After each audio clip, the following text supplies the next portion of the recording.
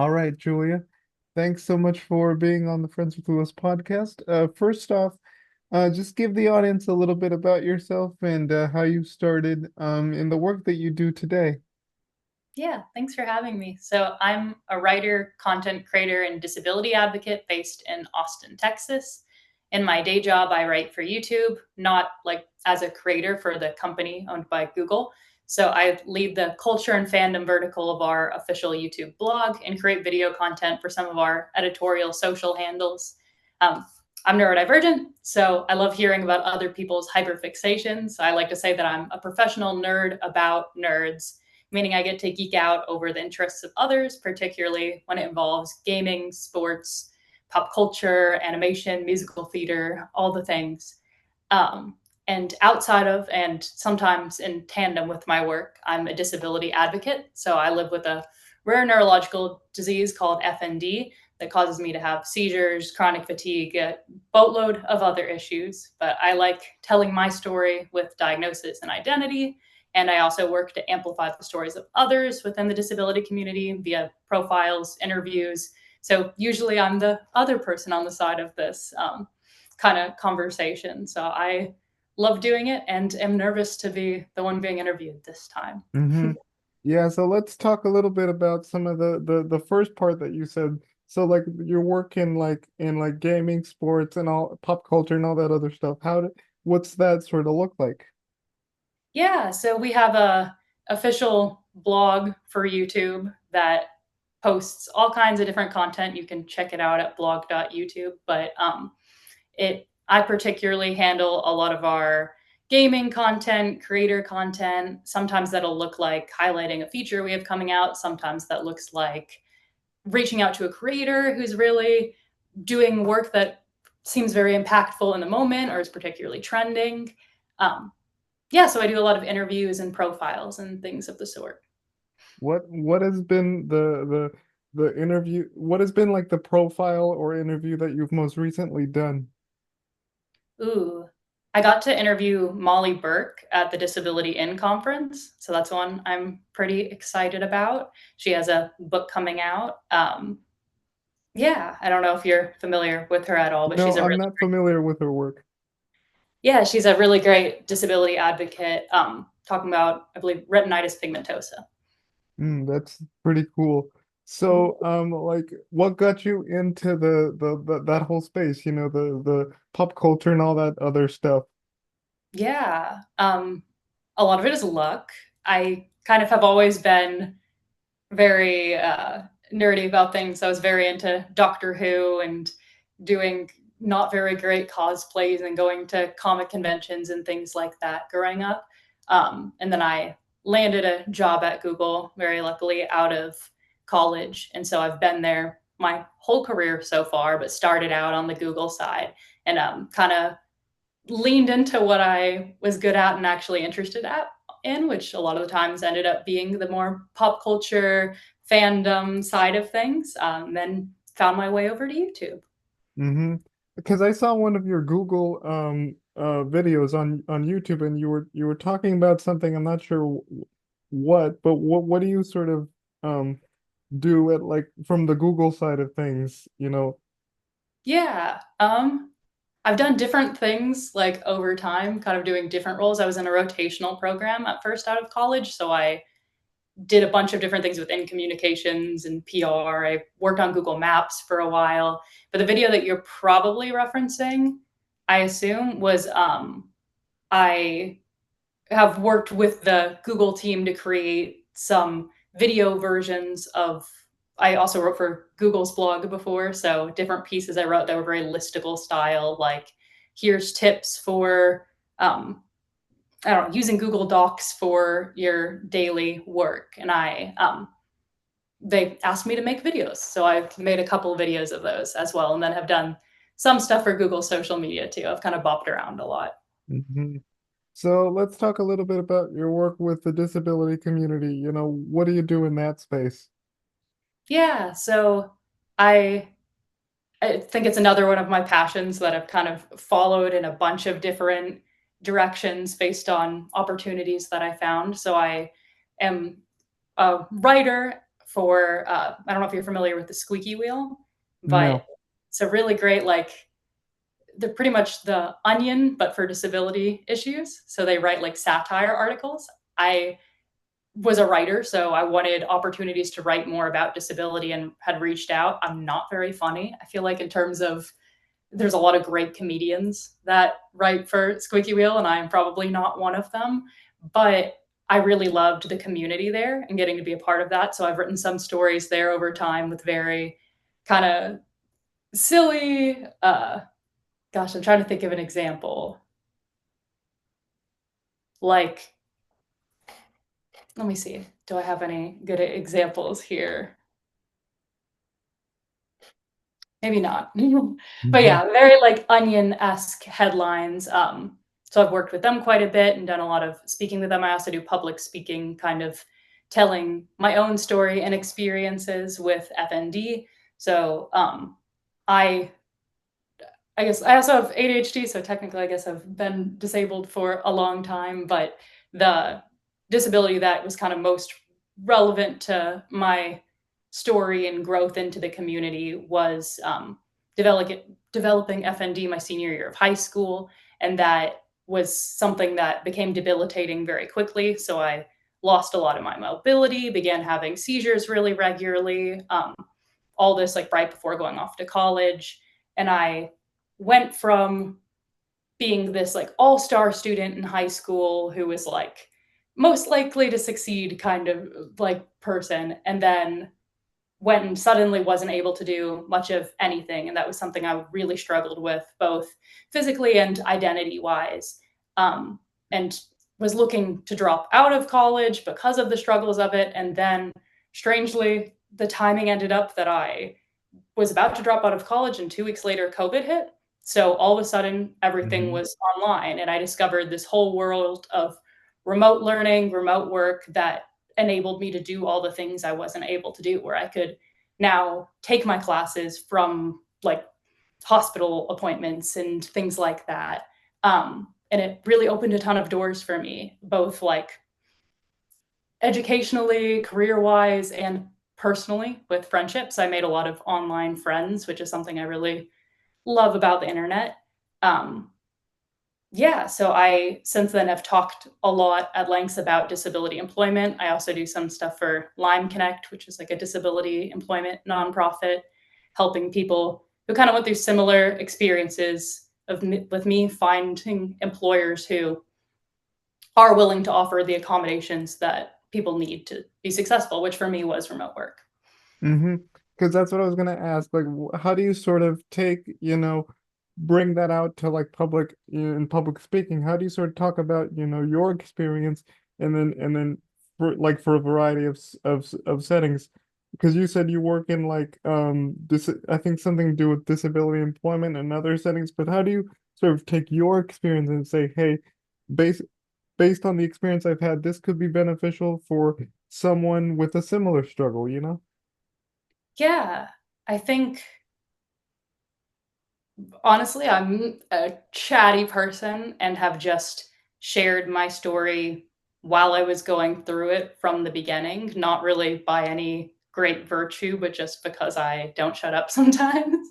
And I think kind of from there, I started hearing from people that, I had people that were reaching out to me that had similar struggles or had their own things they were dealing with that really felt like it resonated with them and made them feel more like less alone. And I think that's always what I'm looking for in the work I'm doing is making people feel less alone, like they're a part of something.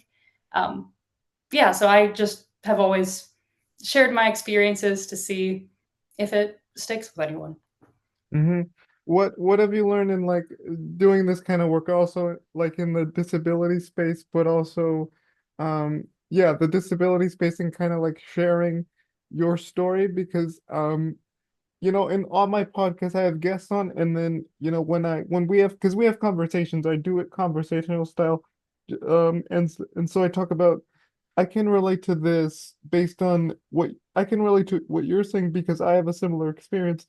So how important is it for people to like open up and sort of put yourself out there can because it can be difficult Yeah. sometimes to sort of yeah, put your foot out there and people, tell your story because, online people can face some sort of comments that are supportive but are also kind of not so supportive, you know?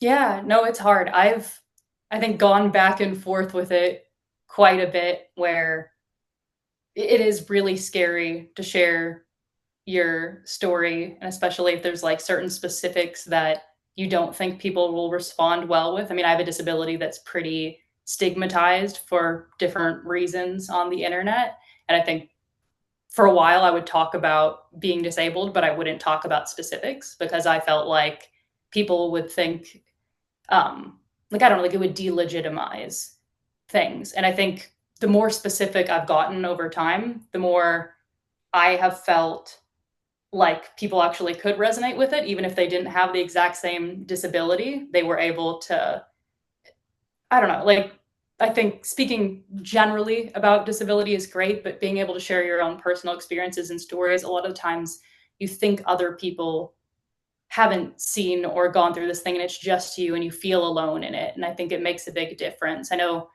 the first time I saw a creator put out content who had the same disability as me, it was really like earth shattering because I felt Hmm. represented for the first time and felt so validated. And I try and do that. And I think, I don't know, I think it's hard to share your own story, but in my experience, it has always been worth it. I know even when I was applying to work for Google, my mom, I love her to death, but she was like, maybe don't tell them about your disability because people don't always respond well to that. And I think she was coming from a protective place, but I was like, no, this is just me. I can't hide it. And also, it's a big part of my life experiences. And I don't think I would be where I'm at if I didn't share those experiences because I think, I don't know, it's relevant work that I've done and it matters to other people too. Yeah. And frankly, I've applied to job applications where I've had to disclose my disability. Yeah. All of them, all of them turned out to be, rejection, rejection, rejection, rejection, rejection. So yeah, yeah, the job market for me at least was hard. So, Yeah. No, it definitely is, and I don't wanna give, like, blanket advice on that or anything because I don't know. I also think the job market is just so difficult right now, and you're right, not everyone is accepting of it, but I don't know. To me, I don't think I could have done it any other way except embracing my own story because I don't know any other way to operate, to be honest. hmm. Is there anything that you would like to do to you know, like encourage others to use their disability in a very positive way? Because like whether it's through talks or whether it's through speeches or keynotes, is there anything that you're gonna do on that end to sort of, you know what I mean? Yeah, I'm doing some public speaking throughout the year. I kind of do some things talking about disability. I think not everybody with a disability wants to be an advocate, and that's okay. I don't think that anybody, just because they're disabled, should have to be like a spokesperson for disability necessarily. We have a lot of, everyone has their own interests, and also it's a lot being a disabled person in general and a lot to keep track of. But for me, I I do think there's something to owning your story and knowing that it not only is it not something to hide, to me, like, I think it's something I'm very proud of in the ways that I know I am fighting battles pretty constantly with my own body. And, like, for me, I lost a lot of my mobility and regained a lot of that. And it's something that, I could hide because there might be employers out there, people that are like, well, what if she loses it again? Like, she's risky for that reason. But on the other side, I think because I've done that, it shows a resilience to me. And I think it also, I don't know, it's something I'm proud of. Mm-hmm. I don't know if that answered the question. Yeah, Sorry. oh no, it does. Because oftentimes, because I really want to get into the disability advocacy space and get involved in that more. So for those who others who want to advocate be in the disability advocacy space, what tips would you give them? I think start sharing your own story wherever you can. I think what you're doing like right now is also great, like sharing the stories of others because well, your own story is great from my experience, like that content and that like there's only so much to tell at a certain point, but where I've really been able to plug more into the community over time is amplifying other people's voices and experiences that sometimes are completely different than mine. You know, disability is a very broad term. Um, but I think a good place to start is always with yourself and with your own story and telling it wherever you can. Mm-hmm. And lastly, what tips or advice would you give to others, who often feel, like you said, that often feel isolated or alone and that just need that, a sort of support or that sort of um sense of optimism, if you will, that yeah, that they're not alone, that yeah. Yeah. Gosh, it's hard because I think when I was struggling the most and felt the most alone, the last thing I wanted to hear was, "You are not alone," because to me, it felt so corny and not helpful, and that it doesn't say anything specific. I think, gosh, I mean, it's true, right? But I think some of these things, while true, don't feel incredibly helpful in the moment. So what has drove me through a lot of those hard times was instead of trying to not be sad, not be lonely, not XYZ, to not look at all the things I don't have. Like there's been points where I felt like I didn't really have a community and was really sad about that. And instead, I think looking at deepening my investment in the things that I did have and also following my interests where, you know, sometimes it was just watching videos on the internet for people that didn't know I actually existed or like watching Bob's Burgers. You know, like I watch a ton of episodes of Bob's Burgers and you know what that's not like a community, but I think there is something to that interest that helped me feel less alone. And then I was able to find other people with those interests and talk about those things that excite me. You know, it doesn't have to be always talking about the heavy things and always like only asking for help and talking through all the deepest traumas. I think sometimes it helps just to talk about the things that you're excited about, like fandom or nerdy things, and finding people there as well. Because I tend to find that those communities are also the most supportive communities as well. So I guess my advice would be to lean into your interests, know that you're not alone, but also if that doesn't feel the most helpful to you right now to hear that, that's okay too. Just keep doing the things that excite you and feel right to you and maybe lead with curiosity is something I've always found helpful is I don't have to be optimistic about tomorrow as much as just interested to see what's going to happen even if it's just from like a life plot point of view. Hmm. So yeah, be in the moment, kind of present in the moment. Yeah. All righty.